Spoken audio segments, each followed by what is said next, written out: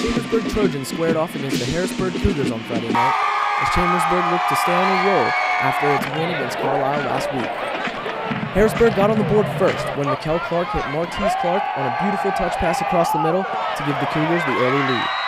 But the rest of the half turned into the Jamal Pickett show, and on Chambersburg's first drive, Pickett takes this handoff up the middle, makes a man miss, bursts down the left side, and leaves the defense in the dust to knot the score up at 7. But if you think he was done, you were in for a long night. After a touchdown by Harrisburg made the score 13-10, Pickett takes the kickoff and does what he does best, going untouched all the way to the house to give the lead back to the Trojans. And if 2 touchdowns are good, why not add another? As Pickett does damage once again, punching in this one from 5 yards out to give the Trojans a 24-13 lead, marking his third of a total of 6 touchdowns in the game. But wide receiver J.T. Hopple had seen enough of the Pickett show and wanted to get in on the action himself.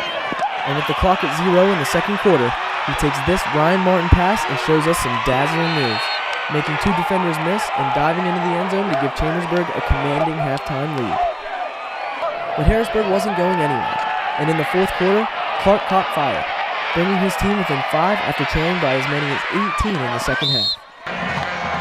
Then, with possession and a chance to ice the game, Chambersburg elects to go for it, and on 4th and 2, Martin rolls to his right, but can't find an open receiver and is sacked, giving Harrisburg one last chance with 1:13 remaining. And they wasted no time covering ground either, as wide receiver Carlos Balcom gets behind the defense on this deep pass, and Clark doesn't miss, completing the pass and putting the Cougars in Trojan territory.